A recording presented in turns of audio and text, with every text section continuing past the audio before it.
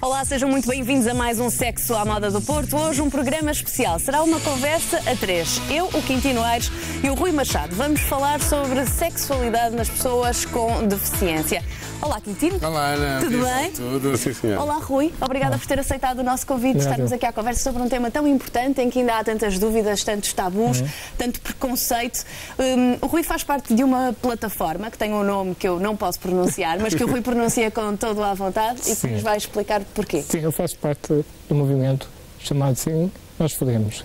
É um nome forte, propositado, porque é um nome político.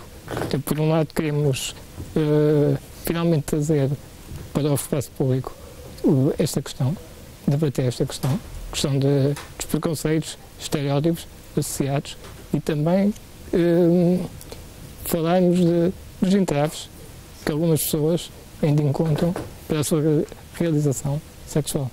Muito bem, Quintino. Mas imagino que, por vezes, o nome, que percebo-se, a explicação que deu... É muito diferente dizer sim, nós amamos, sim, nós beijamos, ou sim, E não é disso que se está a falar, é isso? Como assim? Não é exatamente de amar, de carinho, de amizade, porque na nossa cultura, como provavelmente concorda, ainda temos muito a ideia de esconder o sexo com a amizade, não é? E aqui é para assumir que não é só disso, não é de amizade. Falamos de sexo também, não é? Nós falamos de afetos. É importante Sim, dizer claro. isto. Mas queríamos assumir-nos como seres sexuais, como toda a gente é. Daí também o nome tão vincado e na primeira pessoa. Claro. E têm organizado um conjunto de conferências por todo o país. Fizemos uma no passado dia dos namorados. Sim. Foi muito interessante.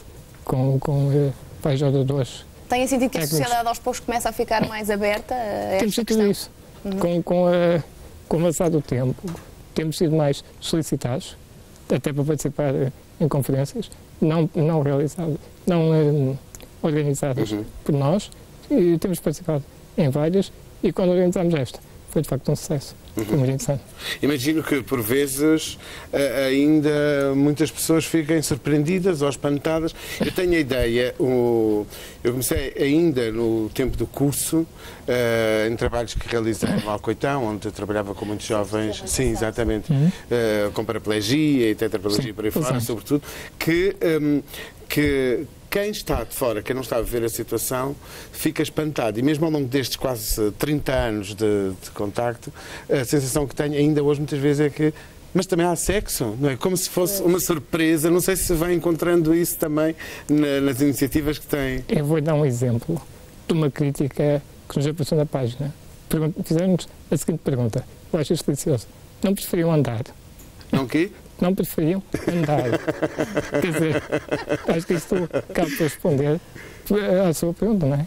Porque as pessoas entendem que não é fundamental, mas sim. Quer dizer, o humano deve ser entendido de forma holística, não é? Claro. Não, e nessa sexual que é fundamental. Claro, e nessa crítica que eu escrevi na página, assim, olha, andar eu não posso. Agora, o resto, que é o nome que eu não vou dizer, posso. Aquilo que eu respondi foi que preferia perguntas inteligentes. Claro que sim, claro que sim.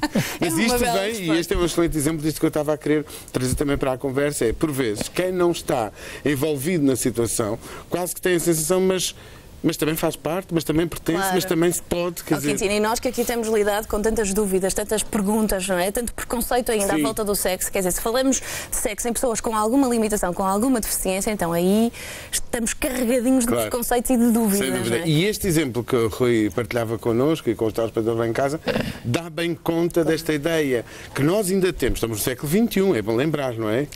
Então, mas para que é isso? Não é? Para que é a preocupação de que está aí? De facto, fazem falta os espaços onde ainda se possa falar sobre sexo, onde se possa, e não disse só sexualidade, disse sexo, exatamente, sim. porque de facto muitos dos nossos medos, muitas das nossas aflições, e até vou dizer, Ana, muito do que perdemos das delícias da vida nestes aninhos que andamos poderiam ser alterados se ganhássemos um bocadinho mais de consciência sobre tudo isto. Claro.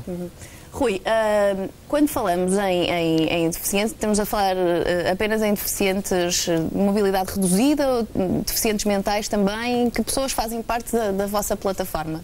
Atualmente nós funcionamos como comissão coordenadora. Somos 5 elementos. Não temos ninguém com deficiência intelectual, porque não calhou, digamos. Mas nós preocupamos-nos também com essas pessoas. E, de facto, fazemos o nosso trabalho também a pensar nessa questão. E no futuro, mais ainda. Isso é um aspecto importante, até porque penso que também na sociedade, o olhar da sociedade não envolvida. Não envolvida quer dizer, ou porque não tem familiares, ou porque não tem amigos, e não se questionaram ainda. Pois. Tem uma atitude contrária, oposta mesmo, em relação à limitação motora e à limitação intelectual. Pois. Em relação à limitação motora, como há bocado já estamos a dizer, mas também é possível. Quer dizer, é como se não se esperasse que ela tivesse uma atividade sexual, mas também é possível. Porque fisicamente não seria possível. Porque na nossa fantasia, quem está completamente fora, na nossa fantasia não seria. E em relação à limitação intelectual, é o contrário. Há muita sexualidade que tem que se limitar. Sempre que me convidaram para trabalhar em instituições ligadas à deficiência mental, era sempre para ajudar a controlar. E o pedido, às vezes, até verbalizado, era mesmo isso. Que acho que não tem que. É mais educar, como qualquer cidadão, não é tanto limitar, que depois de educar acaba por uma melhor gestão, não é? E que foram sempre trabalhos interessantes também que fiz na área da deficiência mental. Mas de facto, também há esta ideia, quase o espanto, como se não existisse sexo ou sexualidade na limitação motora e existisse excesso que era necessário conter na intelectual. Falei num ponto interessante, que é o excesso. Será que é excesso? Ou será que não há educação sexual? Eu concordo com isso, não há educação, claro. Aliás, nas experiências que tive de trabalho nas instituições, ao haver educação, o próprio faz uma melhor gestão e, portanto, educação ajuda a saber gerir, não é? Não é limitar, é direcionar, selecionar, dizer não quando é não. Sim, sim. Há uma evolução que eu observo, mas não é há muito tempo que havia quase terror do assunto ir ao de cima. Sim. É? Portanto, mas a população em geral, não é? Na população sim, em geral. Sim. Sim, claro que em franjas mais em desvantagem, não é? Isso observa-se. Claro, mais brincada. Mas a falta de informação não afeta também a própria pessoa com deficiência? Se a sociedade tem problemas em falar sobre o assunto e em abrir-se à discussão, a própria pessoa com deficiência também não se resguarda muitas vezes para si própria porque acha que está condenado àquela situação? Sim, também pode acontecer. E a vossa atuação também vai nesse sentido? Tentar... Daí primeira pessoa. Pois. Também acaba por ser uma mensagem, não só para fora, mas também para dentro, para as pessoas com deficiência. E, de facto, aqui entra outra questão, que é a questão da reabilitação. Muitas vezes, não é? E até que ponto é que em Portugal se faz da forma que devia ser na parte da esfera sexual. Apesar de já se fazer e ser muito interessante o trabalho que existe. Mas, se calhar, uma melhoria não seria má ideia. E, sobretudo, se calhar com um propósito também. A sensação que eu tenho ao longo destes anos, que fui lidando com várias instituições, fazerem naturalmente um trabalho o melhor que podem, o melhor que sabem, para aí fora, mas a sensação que tenho ao longo destes anos é que muitas vezes, quando é feito na reabilitação, nos serviços de reabilitação, há algum trabalho também na questão da reeducação sexual, porque no fundo muitas vezes é necessário transformar alguns aspectos, experimentar novas posições que não se faziam até aí quando não havia a limitação motora. Portanto, há uma aprendizagem que é muito mais fácil se aproveitarmos o conhecimento de outros que também já passaram por de repente se confrontar com a situação, do que a pessoa sozinha estar agora a descobrir, não é? Que também consegue, mas não é justo que tenha que estar a fazer esse trabalho quando outros já passaram também. Mas a sensação que tenho é que quando nos serviços de reabilitação surge algum profissional, seja um médico, muitas vezes até os médicos urologistas, envolvidos, psicólogos, tenho sempre a sensação que de repente foi por um voluntarismo de um profissional que se interessou pelo assunto e durante o tempo que aquele profissional trabalhou naquele serviço até foi feito, não como uma parte integrante do modelo de reabilitação e que, portanto, se não há ali nenhum técnico que está mais vocacionado, então o centro procura, a unidade procura, porque faz parte integrante do programa de reabilitação. E, de facto, fico sempre com a sensação que é um bocado mais o voluntarismo de algum... Falta uma visão a longo prazo. Sim, sim. Sim, concordo. Eu uma vez, à conversa com um tetraplégico, fiquei espantada e senti-me bastante ignorante até na altura, porque ele me disse, de facto, eu mal mexo as minhas mãos. Já tinha feito muita reabilitação e mexia mais ou menos as mãos, mas ainda com muitas limitações. De facto, eu não consigo caminhar. Mas eu tenho ereção, tenho vontade e tenho prazer. E eu fiquei espantadíssima porque pensei, como é que é possível? Mas de facto, há casos assim. Nem todos serão, não é, Quintino? Mas há casos assim. Não, sim, muitos. Sim, claro, porque... Repare, mas também depende dos níveis, no caso dos paraplégicos ou dos tetraplégicos, no caso dos níveis da lesão, não é? Dos níveis da lesão. Claro. Normalmente nós estamos a falar também de uma lesão completa da medula. E depois também temos que pensar que o sexo, e repare que eu não disse sexualidade, o sexo é muito mais largo do que apenas a ereção, a penetração, exatamente. Claro. Claro, se nós pensarmos assim, o que é sexo? E depois a imagem clássica, tradicional, ainda muito limitada, o sexo é uma mulher deitada, de barriga para cima, com as pernas abertas, o homem em cima dela e com muitos movimentos a gastar muita energia. Quer dizer, se calhar algumas pessoas têm mais dificuldade. Bom, mas se pensarmos assim, alguns homens mais gordos também não se vão ajustar muito bem a essa posição. Claro. Ou seja, se nós sairmos daquela imagem clássica, a chamada posição de missionário, que a mulher está ali à espera, vou brincar um bocadinho, quase podia estar a fazer as unhas enquanto o homem tem que fazer os movimentos todos, naturalmente aí se calhar para paraplégicos, homens agora. Para alguns paraplégicos, se calhar é mais complicado. Mas, quer dizer, vem havendo uma transformação e uma descoberta que o sexo, até para ser bom, aquele sexo que promovemos, que dizemos que é importante, não é esse. É um outro sexo mais largo, onde há mais variedade, onde se podem e devem experimentar muitas mais coisas, onde naturalmente não estará a limitação. E estamos aqui a focar-nos na questão do homem, porque como nós temos uma cultura muito centrada na ereção, acabamos por ter a preocupação, ainda pegando na paraplegia, do homem, mas também temos aqui a questão da mulher e dos movimentos e por aí fora. Agora, de facto, há uma riqueza enorme em termos de práticas sexuais que, naturalmente, é mais difícil uma pessoa sozinha descobrir, inventar, do que se profissionais que vão reunindo informação e experiências de outras pessoas normalmente pudessem ir partilhando nos tais programas de reeducação sexual inseridos, quase, não sei se chama obrigatoriamente, mas vou dizê-lo assim, em qualquer programa de reabilitação. Claro. Rui, há outras formas de prazer, para além da ereção, da penetração. Claro. Vocês também o abordam. Sim, sim. Depende. Nós tentamos abordar, na medida que nos é possível, todas as deficiências.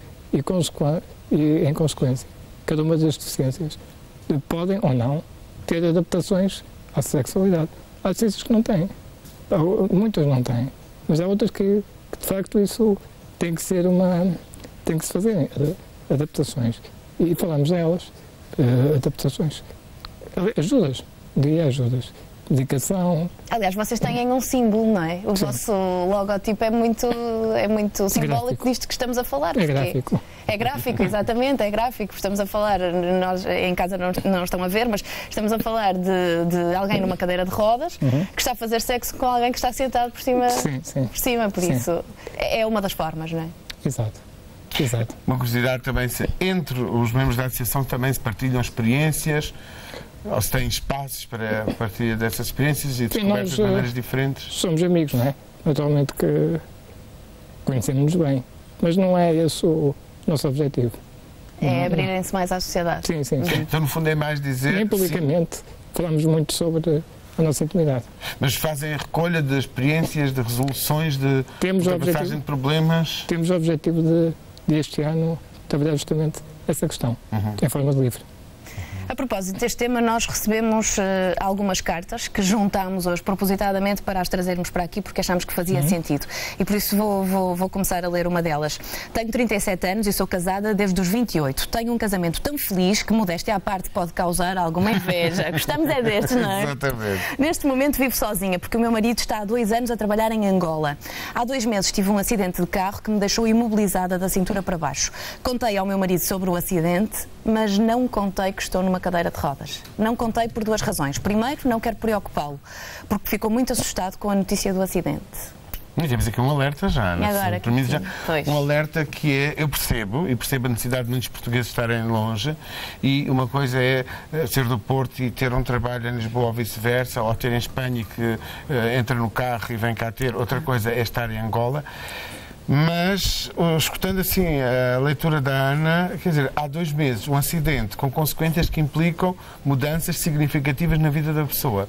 E agora fica assim um bocado incomodado, que é, o que é que significa isto de ter receio de dizer ao marido, porque ele está em Angola, primeiro é um acidente, depois provoca alterações graves. Ele tem o direito de ser ele a decidir se quer vir ou não, se quer falar com o patrão. Naturalmente as pessoas nem sempre acontecem, infelizmente é verdade. Mas a maioria das vezes também são sensíveis a essas situações. Claro. E num momento difícil da vida dela, é suposto que o companheiro... Um casal não é só para fazer sexo. É também para fazer sexo. Sim, claro. Exatamente. E quantas vezes o termos aquele, vou chamar até esta expressão aqui à nossa conversa, o ombro amigo, o abraço que nos conforta nos momentos difíceis, é para isso também que é um casal.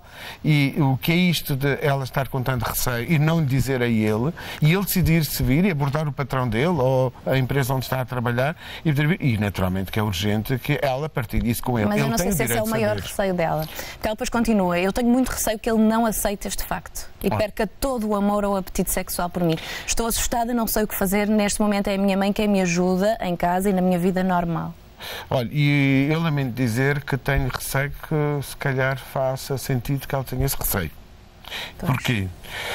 De facto, é uma verdade que a seguir uma alteração deste tipo, na sequência de um acidente, em que se perde a mobilidade, muitas vezes o casal rebenta. Mas também vou-lhe dizer, e a minha proximidade a este tema tem já bastantes anos, que o casal rebenta quando não há um vínculo forte. Infelizmente ainda temos muitos casais que estão casados porque sim.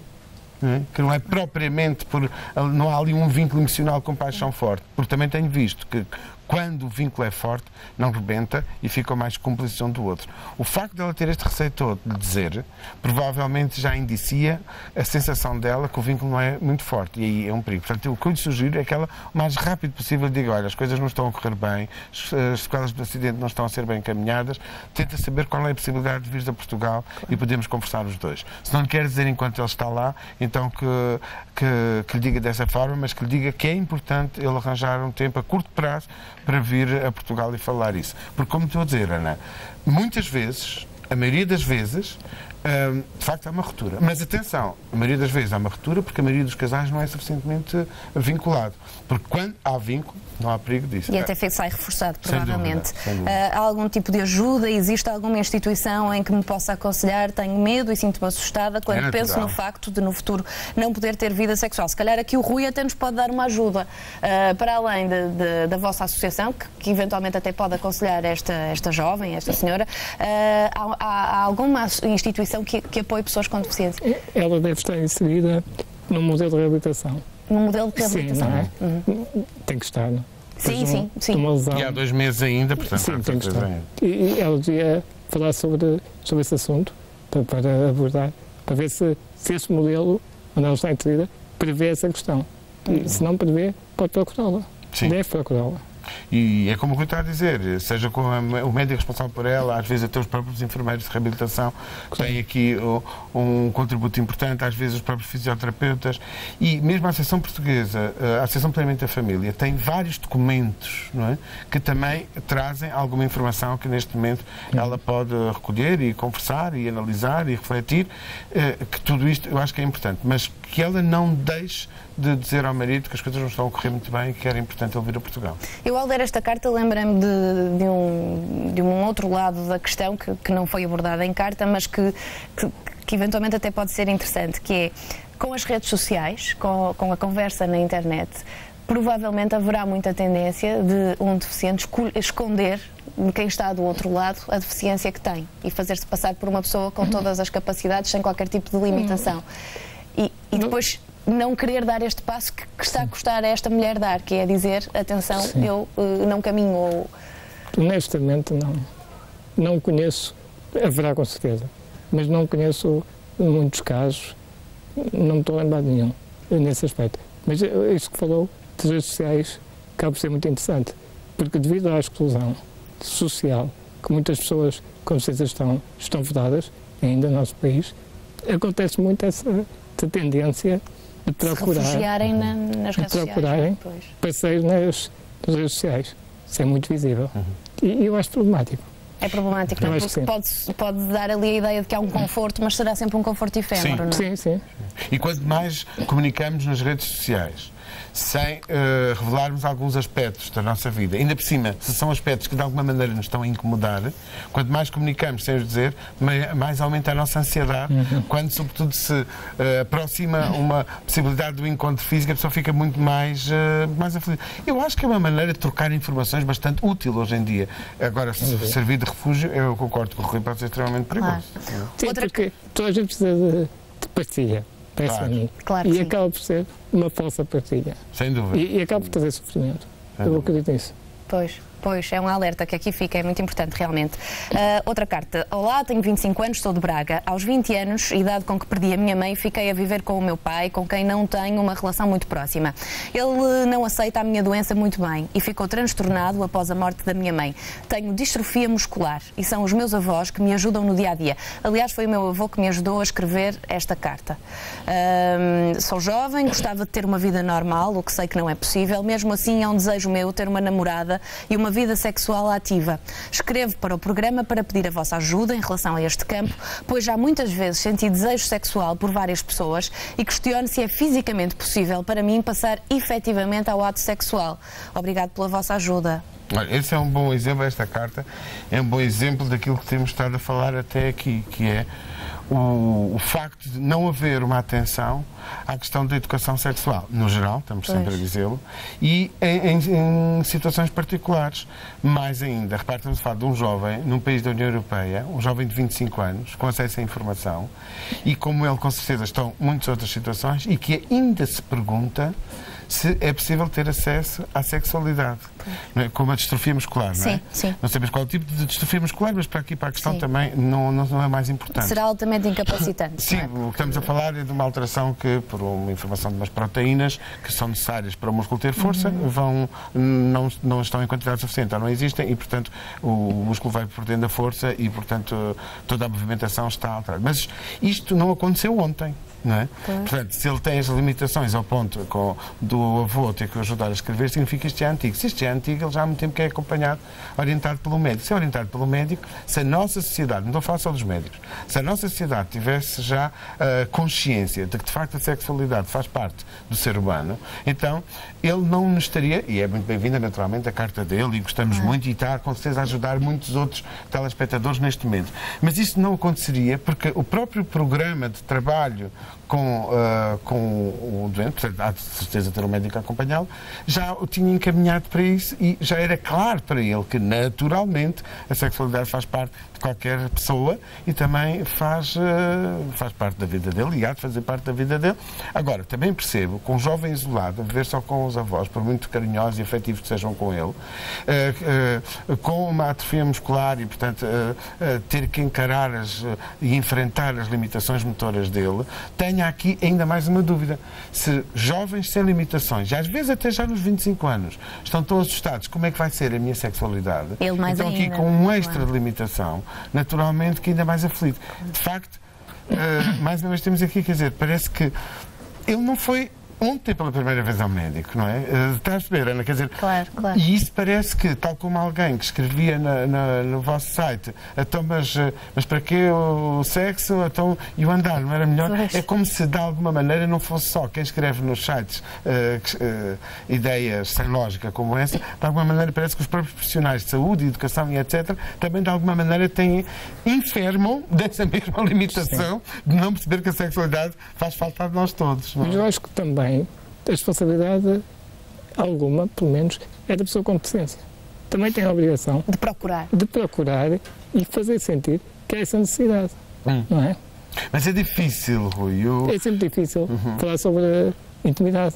Mas deixe-me dizer que eu percebo o que está a dizer, que também é a responsabilidade da própria pessoa com limitação. Mas nós vivemos em sociedade exatamente para uns darmos as mãos aos outros. E darmos as mãos aos outros estás a atrapalhar nessa área, mas eu já pensei nisso. Não é? Repare, a escola o que é, a saúde o que é, a justiça o que é de alguma maneira a sociedade a organizar-se para nós termos um ganho significativo por vivermos todos em conjunto. E aí é que eu acho que as instituições poderiam antecipar-se. Amanhã, se calhar, vais lembrar-te dessa questão da sexualidade numa distrofia muscular. Antes que chegues ao teu momento de preocupação, deixa-me já dizer, olha, vamos aqui conversar sobre isso, como técnico, como profissional, como médico, vamos já conversar com isso, olha, e desencadear ali... Sem dúvida, mas se não aconteceu, também temos que lutar um pouco por isso. Claro. Este é um sério candidato a procurar a vossa ajuda, não? Pode ser, sim. Como é que podemos encontrar-vos? Estamos mesmo a fechar o programa, vamos só deixar as indicações de como chegar à vossa associação. Nós temos mais visibilidade no Facebook. Temos uma página, podem procurar, se nós podemos. Está cheia de exemplos, eu já lá estive, está cheia de exemplos, fotografias, de iniciativas. Sim, tentamos, por um lado, divulgar iniciativas, por outro, informar, não é? Porque se há preconceitos, temos que dar conhecimento às pessoas. Não é? Claro que e é lá que vamos pondo a nossa atividade e tentando informar. E como é a morada? Lembrar só o nome da associação? Sim, nós podemos. www, é assim? Sim, Facebook, sim, nós podemos. Muito bem. E assim fechamos este Sexo à Moda do Porto, hoje especial, uma conversa a 3 sobre sexualidade na deficiência. Aproveito também para meter aqui uma cunha, não visitem só o Facebook desta associação, visitem também o Facebook do Sexo à Moda do Porto. Deixem lá os vossos comentários, as vossas sugestões, as vossas dúvidas, ou então escrevam-nos para sexoamodadoporto@portocanal.pt. Prometemos responder, não é, Quintino? Exatamente. Até à próxima semana, contamos consigo. Boa noite.